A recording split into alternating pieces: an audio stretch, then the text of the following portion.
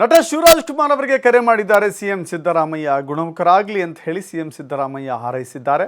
ಅವರ ಆತ್ಮವಿಶ್ವಾಸ ಅವರನ್ನು ಗೆಲ್ಲಿಸಿಕೊಂಡು ಬರುತ್ತೆ ಅಂತ ಕೂಡ ಸಿದ್ದರಾಮಯ್ಯ ಹೇಳಿದ್ದಾರೆ. ಶಿವರಾಜ್ ಕುಮಾರ್ ಅವರ ಹಿತೈಷಿಗಳಲ್ಲಿ ನಾನು ಕೂಡ ಒಬ್ಬ. ಶೀಘ್ರ ಗುಣಮುಖರಾಗಬೇಕು ಅಂತ ಹಾರೈಸಿದ್ದೇನೆ. ಶಿವಣ್ಣಗೆ ಕರೆ ಮಾಡಿ ಮಾತನಾಡಿದ್ದೇನೆ ಅಂತ ಹೇಳಿ ಸಿಎಂ ಸಿದ್ದರಾಮಯ್ಯ ಟ್ವೀಟ್ ಮಾಡಿದ್ದಾರೆ. ಶಿವಣ್ಣ ಅವರ ಆಪರೇಷನ್ ಜರುಗುತ್ತೆ. ಇಡೀ ಕರುನಾಡಿನ ಆಶಯ, ಕರುನಾಡಿನ ಹಾರೈಕೆ, ಕರುನಾಡಿನ ಆಶೀರ್ವಾದ ಶಿವಣ್ಣ ಅವರ ಮೇಲಿದೆ. ಶಿವಣ್ಣ ಗುಣಮುಖರಾಗಲಿ ಅಂತ ಹೇಳಿ ಪ್ರತಿಯೊಬ್ಬರು ಕೂಡ ಹಾರೈಸ್ತಾ ಇದ್ದಾರೆ. ಹ್ಯಾಟ್ರಿಕ್ ಹೀರೋ ಶಿವರಾಜ್ ಕುಮಾರ್ ಕನ್ನಡದ ಮನೆಗಳಲ್ಲಿ ಶಾಶ್ವತವಾಗಿ ಅತ್ಯಂತ ಪ್ರೀತಿಯನ್ನು ಗಳಿಸಿರುವಂಥ ನಟ. ಡಾಕ್ಟರ್ ರಾಜ್ಕುಮಾರ್ ಅವರ ಸುಪುತ್ರ ಕೂಡ ಹೌದು.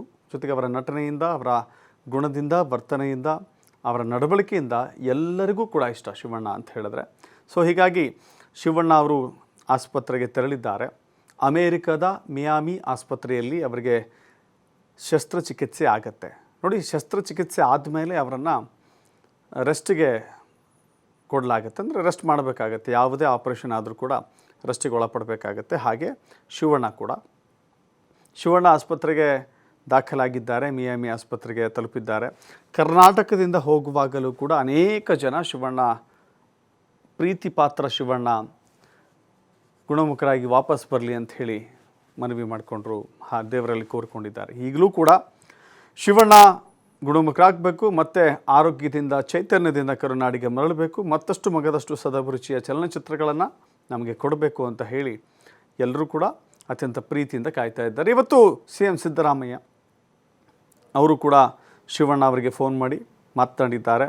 ಶಿವಣ್ಣ ಬೇಗ ಗುಣಮುಖರಾಗಿ ಬನ್ನಿ ಅಂತ ಹೇಳಿ ಹಾರೈಸಿದ್ದಾರೆ. ಜೊತೆಗೆ ಅವರ ಹಿತೈಷಿಗಳಲ್ಲಿ ನಾನು ಕೂಡ ಒಬ್ಬ ಅಂತ ಹೇಳಿದ್ದಾರೆ. ಅವರ ಜೊತೆ ನಾನು ಮಾತನಾಡಿದ್ದೇನೆ. ಅವರು ಆರೋಗ್ಯ ಸರಿಯಾಗಿದೆ. ಈಗಲೂ ಕೂಡ ಶಸ್ತ್ರಚಿಕಿತ್ಸೆಗೆ ಒಳಗಾಗುವ ಸಂದರ್ಭದಲ್ಲಿದ್ದಾರೆ ಎಂಬ ಮಾಹಿತಿಯನ್ನು ಸಿಎಂ ಸಿದ್ದರಾಮಯ್ಯ ಎಕ್ಸ್ ಖಾತೆಯಲ್ಲಿ ಹಂಚಿಕೊಂಡಿದ್ದಾರೆ.